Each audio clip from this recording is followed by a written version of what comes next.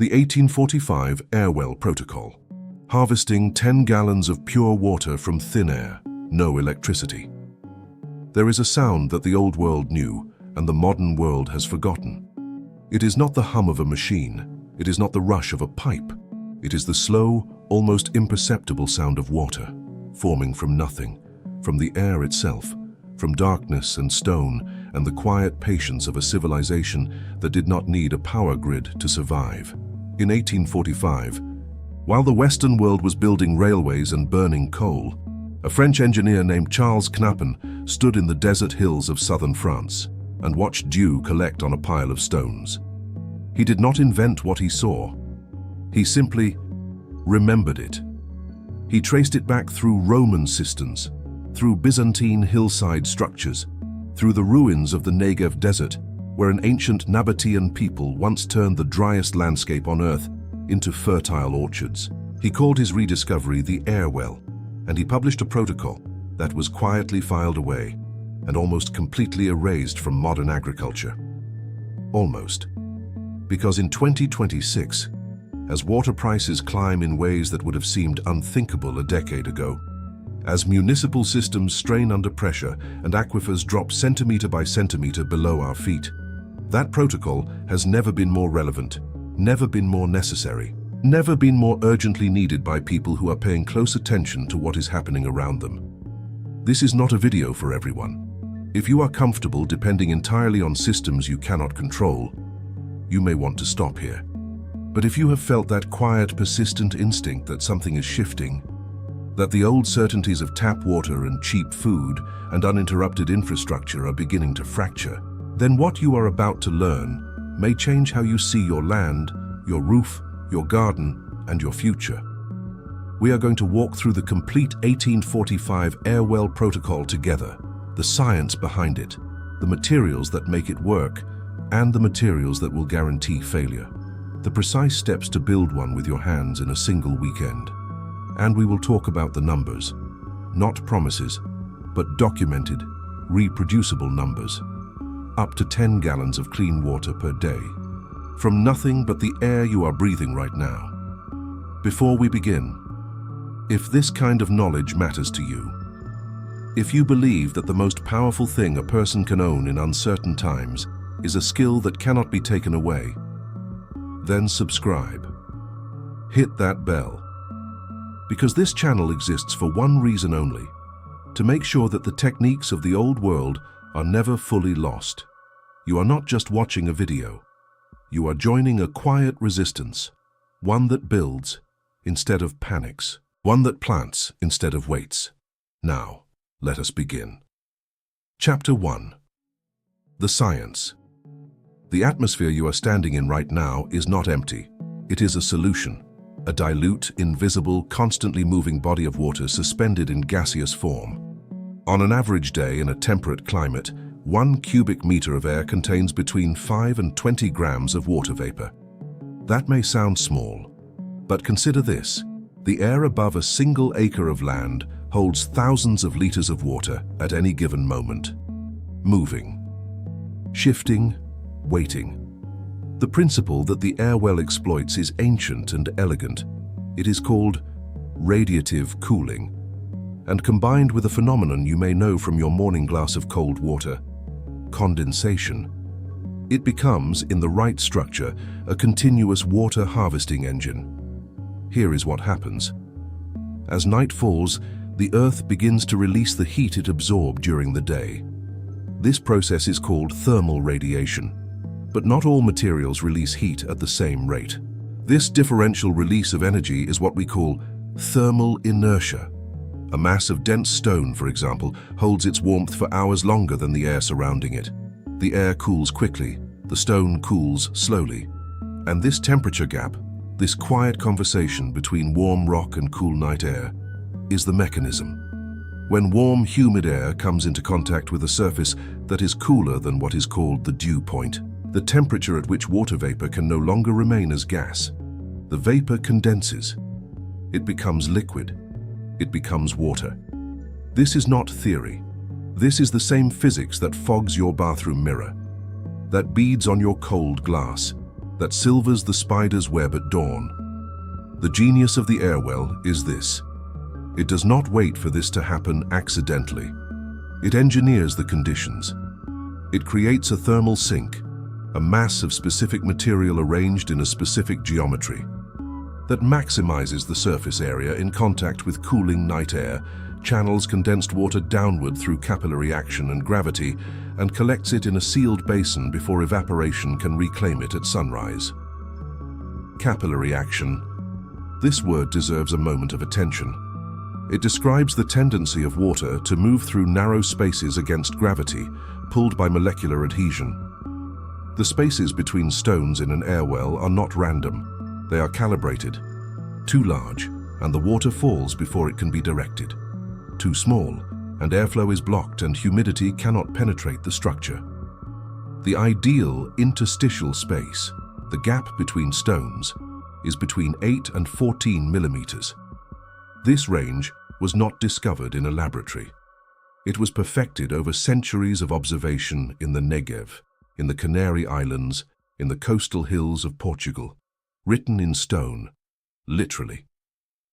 There is also a biological dimension that modern engineers often overlook. In a mature air well, one that has been in place for a full seasonal cycle, the surface of the stones develops a thin biofilm, a community of specific microorganisms, mostly bacteria and microscopic fungi, that are hygroscopic. That is, they actively absorb atmospheric moisture as part of their biology. They make the stones better at their job. The well improves with age. It becomes over time a living structure, not just a pile of rocks, but a slow, breathing organism that pulls water from the sky. This is the science that was lost, not because it stopped working, but because it could not be sold. Chapter 2. Materials and the details that decide everything. Most failures in air well construction happen before the first stone is placed. They happen at the quarry, or the riverbank, or the hardware store when someone chooses the wrong material and proceeds with confidence. Let us be exact. The ideal stone for an air well is dense, dark, and non-porous. These three qualities are not aesthetic preferences. They are functional requirements rooted in physics. Dense stone, granite, basalt, gabbro, schist, has high thermal mass. It holds temperature differential for longer periods of the night, extending the window during which condensation can occur. Dark stone absorbs more solar radiation during the day, building up the heat reservoir that will be slowly released after sunset. And critically, non-porous stone does not absorb the water it collects. It channels it. A porous limestone or sandstone will drink the condensate before it ever reaches your collection basin. You will build a perfect machine that waters the rock and nothing else. The single best material, documented in Knapen's original reports and confirmed by 20th century research in the Crimea and in Israel, is basalt. Volcanic, dense, dark, with a surface that develops ideal biofilm quickly and holds temperature differentials with extraordinary efficiency. If you have access to basalt, you have the superior choice. Do not overthink it. Use it. If basalt is unavailable, granite is your second option. Harder to source in some regions, but thermally effective and sufficiently non-porous. River-worn granite is particularly good, as the smoothed surfaces, counterintuitively, channel water more efficiently than rough-cut stone once the biofilm is established. What you must absolutely avoid: limestone, marble, brick, cinder block, any material that has been fired, treated, or sealed. Terracotta, despite its beautiful rustic appearance, is among the worst possible choices. Its porosity will absorb condensate at a rate that makes collection practically impossible.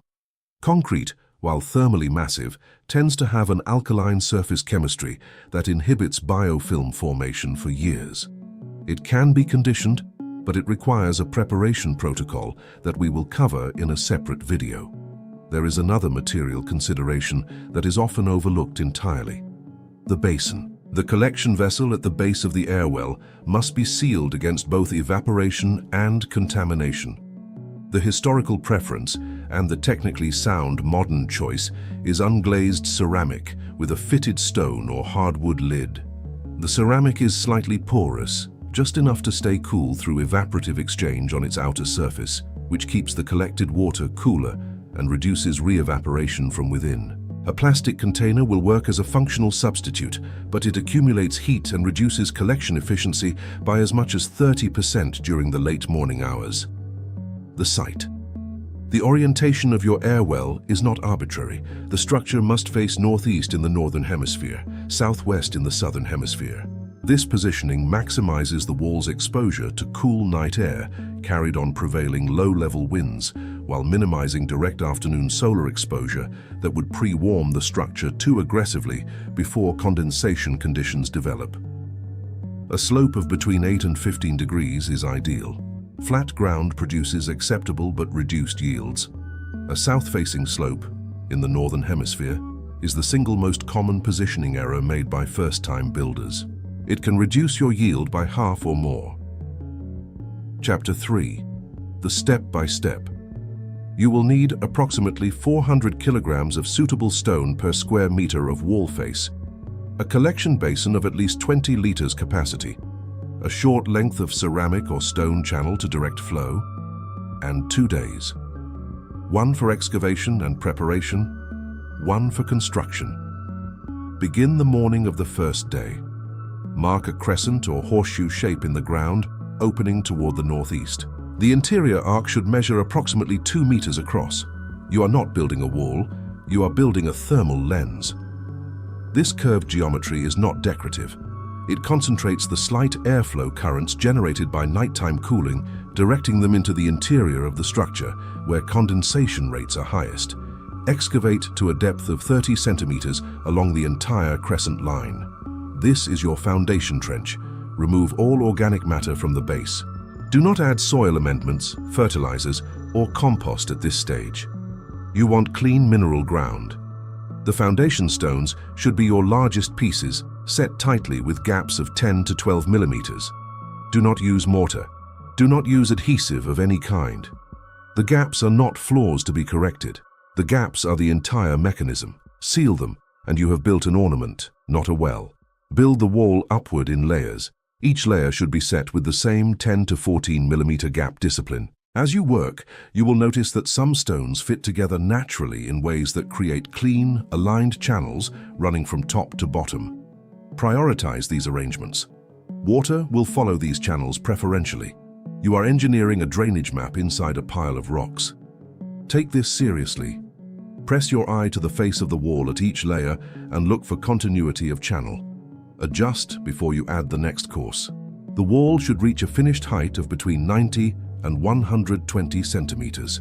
Above this height, the upper stones are too far from the ground for efficient collection, and the structure becomes unstable in wind.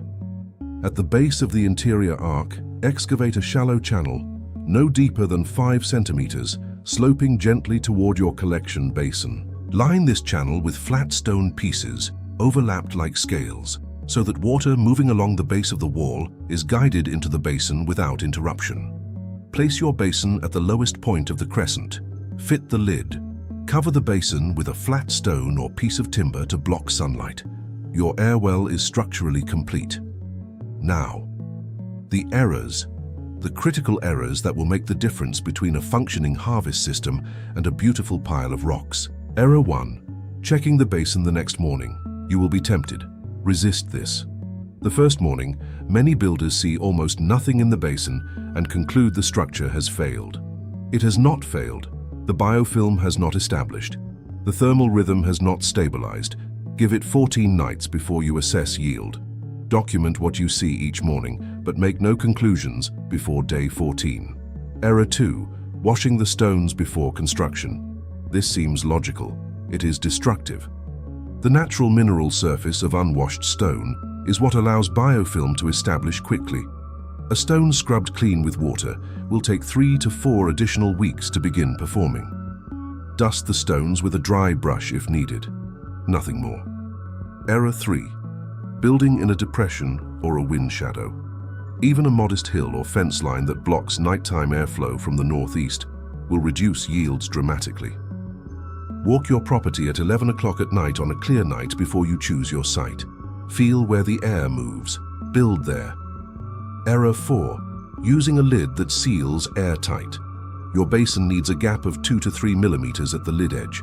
This allows the slight pressure differential between night and dawn temperatures to continue moving air across the collection surface, even as condensation transitions to evaporation at sunrise. A completely sealed basin will actually pull warm air in and evaporate your collection. 2 to 3 millimeters, not more. Closing. The freedom of what cannot be taken away. Charles Knapen published his protocol in 1845. In 1930, a Russian engineer named Friedrich Siebold built a functional air well in Crimea, 2 meters high, that produced 200 liters per day. The records exist, the physics is irrefutable, the technique is free. In 2026, we live in a moment where the word scarcity is being attached to things that were never supposed to be scarce. Water, food, quiet, the basic capacity to sustain yourself without permission from a collapsing system. What the ancestors understood, and what we are slowly being forced to remember, is that the most durable form of wealth has never been currency. It has never been property in the legal sense. It has always been knowledge, specifically embodied knowledge. The kind that lives in your hands, your instinct, and your understanding of how the natural world actually works. An air well cannot be repossessed. It cannot be inflated. The dew point does not care about your credit score. If you build what we have described today, if you give it 14 nights and the patience that any living system requires, you will hold in your hands something increasingly rare in this world. Evidence that you are not merely a consumer of systems built by others. You are a builder. You are someone who understands, at a physical and biological level, why the world works the way it does, and how to use that understanding to remain standing when those systems falter. That is not survival. That is sovereignty. Next week on this channel, we will go deeper. We will look at a technique that predates the air well by 2,000 years. A method of preserving seeds that kept entire civilizations alive through catastrophic winters. A system discovered inside the ruins of a Bronze Age granary in Turkey that modern food preservation science is only now beginning to fully understand. What they buried in clay and ash in 1200 BC is something your pantry does not have. Yet, subscribe, stay close. The old world is speaking again, and it would be a shame not to listen.